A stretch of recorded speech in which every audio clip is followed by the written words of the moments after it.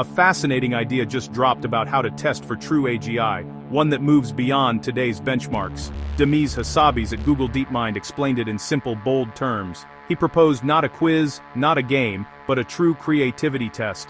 This isn't about achieving multiple-choice excellence or climbing a static leaderboard. It's a test designed to measure something far more profound, the power to create genuinely new knowledge. The concept is elegant. Train an AI on all human knowledge but with a hard cutoff, say, the year 1911. Then, you ask it to invent what came next. Could it, for example, rediscover Einstein's general relativity entirely from scratch? This simple premise shifts the entire focus from what an AI knows to it, thinks. It demands reasoning from first principles, not just retrieving and remixing information. Today's large language models are elite pattern matchers. They are fluent, helpful, and often surprising. But true novelty is a different beast entirely. It requires abstraction and creative synthesis. Of course, designing such a test is a monumental challenge. You'd need to meticulously curate datasets, filtering out any citations or concepts from beyond the cutoff date to prevent leakage. The AI would operate in a sandboxed environment, with access only to period-appropriate tools and information. So where would we even begin? The test could be applied to domains ripe for discovery.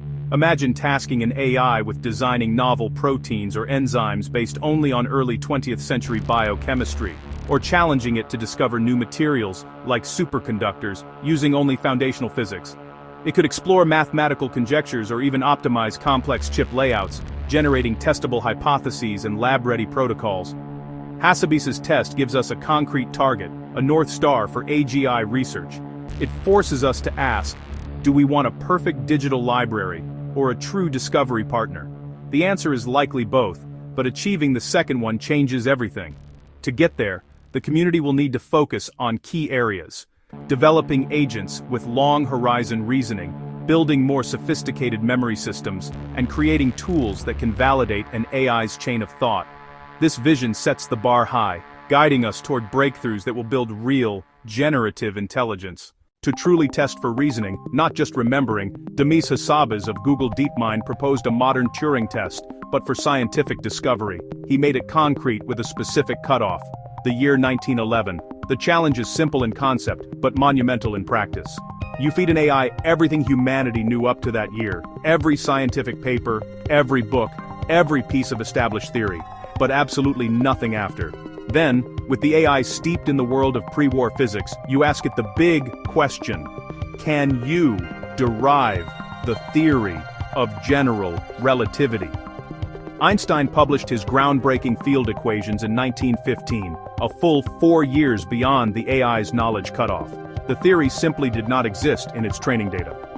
If the AI can independently formulate it, that's a powerful demonstration of genuine reasoning, not just clever regurgitation of something it has already seen. This is a crucial distinction. Most machine learning today excels at interpolation. It fills in the blanks between data points it has already been trained on. It's a master of recognizing and extending known patterns. But this test demands true extrapolation, a leap into the unknown, far beyond the boundaries of its data. It's about discovering fundamentally new principles, not just remixing old patterns.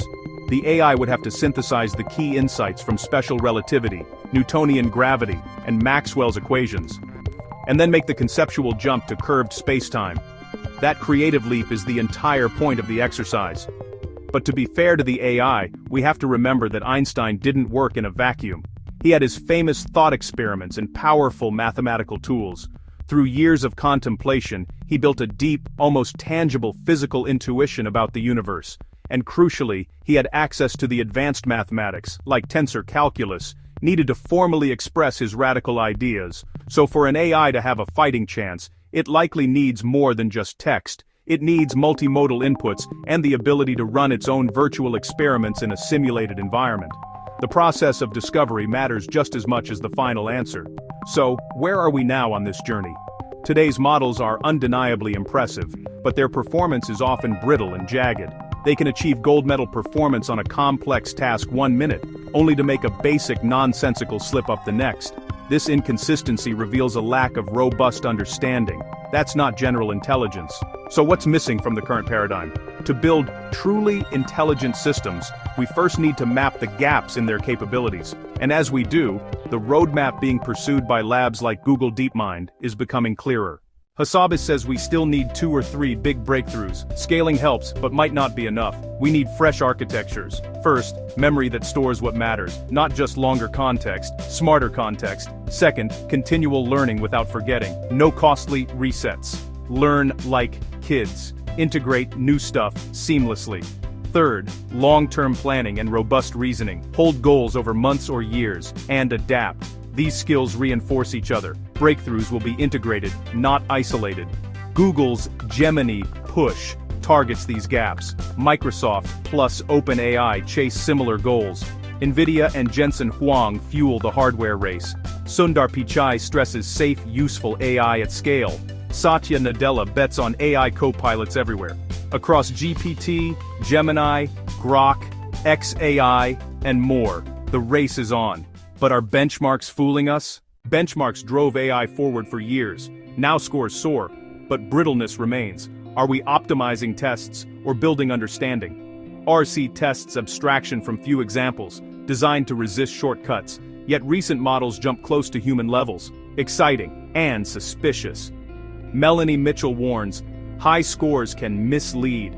Models exploit spurious artifacts, like color codes, change the encoding, performance collapses. That's not intelligence. Test robustness with varied formats. Check the reasoning, not just the result. Open the black box when possible. One number hides too much. We need better models, and better yardsticks. And beware the clever horse. Getting it right for the wrong reason fooled everyone once. Let's not repeat it. Text alone won't get us to AGI. Intelligence lives in the world, seeing, hearing, touching, acting. Multimodal AI integrates many signals, vision, audio, action. Robots must predict physics to move well. Gravity, friction, occlusion, learned by doing. Trained on video, sensors, and commands, not just text. This builds a world model, LeCun's core idea. Short horizon prediction enables longer plans. Maybe AGI comes from robot arms, not just racks. Brett Adcock, chatbots feel limited because they're disembodied. Next, AGI. Listen to you, see your world, remember, and help. Integrating language, vision, and action makes it more general. Google's Gemini pushes multimodal at scale. Elon's XAI explores different routes with Grok. Sam Altman expects staggering societal shifts. The future assistant will be embodied and useful. And Google's plan: push multimodal, solve memory, and plan long-term. When we talk about artificial general intelligence, it's easy to imagine a single dramatic moment, a switch being flipped. But as AI pioneer Yoshua Bengio says, AGI isn't a switch, it's a spectrum. It's not one monolithic intelligence, but a vast landscape of different capabilities. Think of it like a developing child, but with a wildly uneven growth chart. Different skills grow at different speeds. In some areas like protein folding or complex game strategy, some abilities are already superhuman, yet in others, like navigating an unfamiliar kitchen or understanding social nuance, others lag behind common sense. This uneven frontier means we should expect gradual progress, not a single moment of arrival. And this progress is happening everywhere at once. This is a global sprint and a marathon with major players pushing the boundaries. Giants like Google and OpenAI push massive multimodal models, scaling up computation to unprecedented levels. Jensen Huang's NVIDIA powers the climb, providing the essential hardware that underpins the entire field. Meanwhile, nimble startups explore embodied and novel architectures, betting on different paths to intelligence. With so many teams in the race, the goalposts move, but strong tests keep us honest. DeepMind CEO Demis Hassabis' thought experiment clarifies the mission. Can an AI, given only knowledge available before a certain year, rediscover major scientific breakthroughs? This forces us to look past hype and scores. We have to ask, is it truly reasoning or just pattern matching? Is it thinking? Is it a sophisticated tool or an emerging mind? The line is our biggest question. The stakes are immense. If we get it right, we accelerate discovery across every field imaginable, from medicine to materials science. But that acceleration is only valuable if we can steer it, and we must make it safe, aligned, and fair. The next decades could reshape everything, fundamentally altering our relationship with knowledge and creation. The challenge of rediscovering relativity isn't sci-fi anymore. It's a goal. It's a concrete benchmark for true scientific intelligence. The journey is underway, on multiple fronts, with progress measured in small steps and giant leaps. Are we close to a new partner in discovery, or is that human spark still ours alone?